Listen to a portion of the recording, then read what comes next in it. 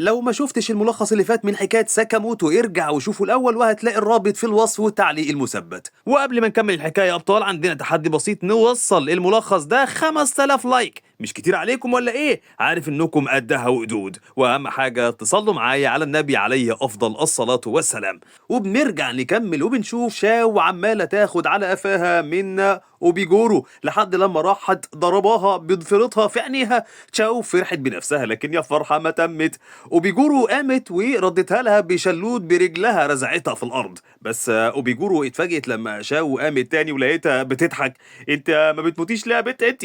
وحتى تشين استغرب وقال هي البت اتهبلت من كتر الضرب ولا ايه؟ تشاو راحت شاربة بقين مشروب الطاقة بتاع ابوها اللي كان سايبه لها، وعدت من كل ضربات او بيجورو بكل مهارة واستمتاع كمان. وبعدها راحت ردلها الشلوت بتاعها، وبيجورو بقى قالت لها يا بنتي طلعتي عيني حاولي تقتليني ابوس ايدك خلصيني. بتقول لها لا مش هقتلك علشان دي قواعد عيلتنا، انا وساكاموتو ومراته وبنته وتشين. بتقول لها بس عيلة ساكاموتو 3 افراد بس، انت غبية يا بنتي ولا ايه؟ وبتيجي تضربها تاني بتروح تشاو ماسكه رجلها وبتقول لها غبية، وبتنفجر في وشها ازاي بتقولي عليا غبية. وبتيجي تديلها بوكس وفجأة بتوقف وبتفوق فجأة وبتقول انا بعمل ايه هنا ومين الست دي؟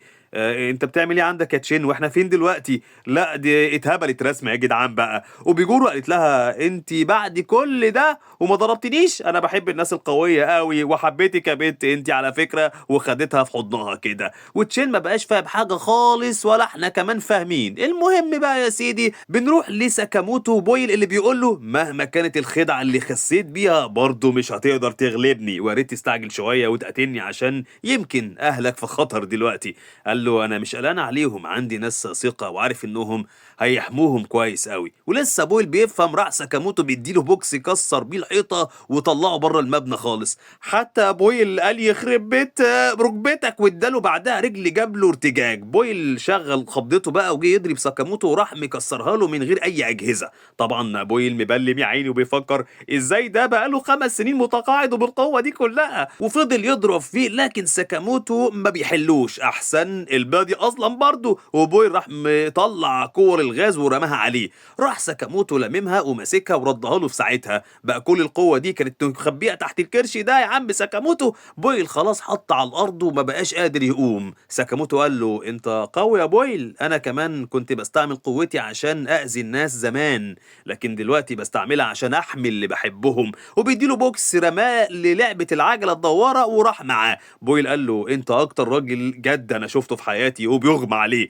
وبنروح لمرات ساكاموتو اللي بتفوق بتلاقي نفسها نايمين على الدكه والباقيين ما عدا ساكاموتو. بتقول لتشين هو ايه اللي حصل؟ مش احنا كنا في بيت الرعب باين ولا ايه؟ وفين ساكاموتو؟ بيقول لها ما احنا تعبنا فمشينا، هروح اشوفه دلوقتي. وساكاموتو نزل من اللعبه مع بويل والناس اتفاجئت بيهم، وبعدها راح يشتري فطاير اللحمه اللي بيحبها وبويل معاه. بويل بيقول له انت هزمتني يا ساكاموتو عشان كده من النهارده انا مش هاجي ناحيتك تاني. وقبل ما يكمل بيلاقي ساكاموتو مشغول بحساب الفطاير ومش سامعه اصلا. ساكاموتو قطم من فطيره كده فبويل قال له طب اعزم يا جدع انت بخيل ولا ايه؟ دي حتى شكلها لذيذ هات واحده.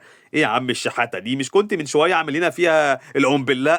ساكاموتو اداله الفطيره بتاعته اللي قطم منها. بويل استغرب وقال له كنت فاكرك هتديني واحده من الكيس. قال له دول بتوع عيلتي انا اديت لك بتاعتي. وشن بيلاقيهم وبيبقى مبهور ان ساكاموتو خس تاني ورجع زي الاول بالظبط. وبيل قال له هتعمل ايه في الجايزه اللي معموله على راسك دي؟ الجمعيه مش هتسيبك في حالك على فكره. وفجاه ساكاموتو لونه بيتخطف وطلع ان مراته سمعته وقالت له مكافاه ايه يا راجل؟ انت رجعت للقتل تاني يا منيل؟ ده انت هتتروق يا عم ساكاموتو. تشاو وابو جورو راحوا يلعبوا بنته بيوزعوها يعني اللي هو روح العبي مع الاسد علشان ما تشوفش ابوها وهو بيتروق من مراته. وبعدها ساكاموتو حكى لمراته على كل حاجه. قالت له ازاي تخبي عني كل ده؟ بويل قال لها هو كان بس عاوزك تتبسطي انت والبنت في الملاهي يعني مش اكتر. فقالت له ومين بقى بسلامته؟ قال لها انا بويل قاتل محترف زي جوزك بالظبط. راحت شخطه فيه كده وقالت له بقولك ايه حسك عينك تيجي ناحيه جوزي يا راجل انت؟ وبتلف لساكاموتو وبتقول له وانت كمان نسيت القاعده رقم 6 لعيلتنا ولا ايه؟ ممنوع نخبي اي اسرار على بعض، ودلوقتي بدل ما تقعد تخبي الموضوع روح واجههم واخلص من الموضوع ده بشكل نهائي بقى. قال لها حاضر، وراحوا عشان يحضروا عرض الملاهي. وتشين بيقول لساكاموتو قال احنا ازاي هنقفل الموضوع ده يا كبير؟ قال له لو قتلت اللي حط الجايزه على راسي الجايزه تتسحب والموضوع يتقفل.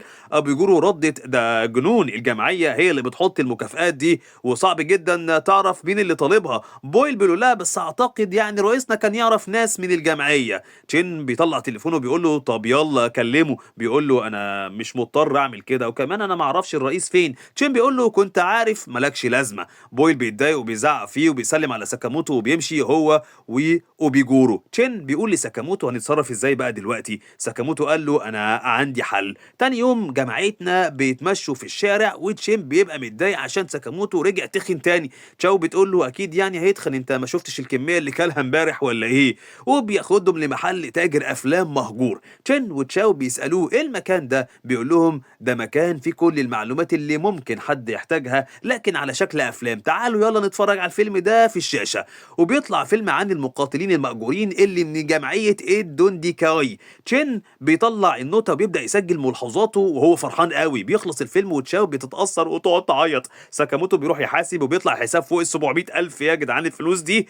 تشين بيقول له غالي قوي المكان ده، هتقدر تدفع؟ بيقول له ما تخافش لسه معايا قرشين من شغلي القديم. ماشي يا ساكاموتو، مكوش على فلوس كتير انت. وهو بيحاسب الكاشير بيقول له انت رجعت تاني يا ساكاموتو، خلي بالك عشان صحابك ممكن يتدخلوا. قال له قصدك ايه؟ قال له الفيلم ده لسه ما اتعرضش للاسف، ده اللي اقدر اقوله لك دلوقتي. بنروح لمجموعه قاتلين وهم ناجومو وهو صاحب ساكاموتو اللي بيغير شكله، هيو اوساراجي سيبيا سان اللي بيكونوا مستنيين الزعيم بتاعهم وقاعدين يسخفوا على بعض. هيوب بدأ يسأل ناجومو عن ساكاموتو وهو طبعا ما يعرفش انه لسه بيقابله. ناجومو قال له ياه ساكاموتو فكرتني بأيام زمان يا جدع، وبدأوا يلعبوا بعض بالشوك والسكاكين. وسراجي بقى بتقول لسيسيبيا سان بلاش تاكل دلوقتي. بيطلع في الأكل بتاعه بصل هو مش بيحبه وبيروح ماسك الطباخ عجن وضرب. وسراجي بقى قاعدة بكل برود ولا على بالها اللي بيحصل جنبها خالص. بيجي إريا اللي بيظبط التواصل ما بين القاتلين يعني بيقول لهم أتشرف إني أقابل كل الأوردر العظماء دول. هيو بيقول له مش كلنا، في 4 ناقصين، 3 منهم متوقع ما يجوش، أما الرابع فهو عجوز جدا يمكن أصلا يكون مات. إريا بيقول لهم في شخص بيقتل قتلة الجمعية والجمعية مستنية منكم تحلوا المشكلة دي في أسرع وقت بما إنكم أفضل عملائنا. ساكاموتو وأصحابه بيوصلوا المقر الدونديكاي وبيتسللوا للمقر. تشين بياخد واحد بالحبل لحد لما يغمى عليه وساكاموتو بيدوخ التاني بإيده، بعدين بيزهقوا من اللبس وبيقلعوه. هو انتوا لحقتوا؟ تشاو بتسألهم يا ترى اوضه الزعيم فين؟ تشين بيقول لها يعني ما كنتيش مركزة في الفيلم ولا ايه؟ اوضه الزعيم في الدور اللي فوق وهنستخدم شباك الدور اللي تحته عشان نطلع له. تشين بيجي يتأكد من ساكاموتو بيقول له كنت في سابع نومة، واضح ان محدش كان مركز في الفيلم غيرك يا تشين ولا ايه؟ بيوصلوا للشباك اللي فوق وبيكهربوا الحارس وبيربطوه. تشين بيقول لساكاموتو في حاجة غريبة، انا مش حاسس بأي اعداء في الدور ده. بعدين بيسمع افكار تشاو وهي بتقول انت افشل قارئ افكار عرفته في حياتي، وبيتعصب عليها وبيقول لها سمعتك على فكرة. بيدخلوا الأوضة وبيلاقوها مليانة جثث وقاعد وسطهم نجوم. تشين بيسأل انت بتعمل ايه هنا؟ بيقول له زعيم الدونديكاي واغلب اعضائها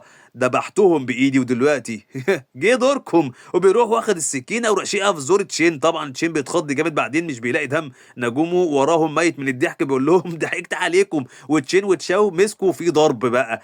قال لهم والله قلت اسف كان ليا شغلي معاهم ولما جيت لقيتهم كلهم بالشكل ده. ساكاموتو بيقول له ايه شغلك معاهم؟ قال له كنت جاي احقق عنهم، مؤخرا في عدد كبير من قتلة الجمعية اتقتل. تشين بيقول له بس ده مش غريب عليهم. قال له فعلا شوية خناقات ما بين القتلة مش غريبة، لكن اكتر من قاتل من مؤسسات ليها علاقة بالجمعية اتقتلوا في الكام شهر اللي فاتوا دول. اكيد دي رسالة للجمعية يعني، ولانه هو مع كل ضحية بيسيب علامة اكس سميناه سلور. تشين بيقول له سميتو هو الاوردر اتحركوا ولا ايه؟ تشاو بتتفاجئ ان ده نفس الاسم اللي قاله تاتسو. بتقول لهم مين الاوردر دول؟ ناجومو بيقول لها دول قاتلين تبع الجمعيه ذات نفسها وهم افضل القاتله، هم بيحموا القتله بانهم يدمروا كل اللي تعتبره الجمعيه تهديد، وساكاموتو كمان كان منهم.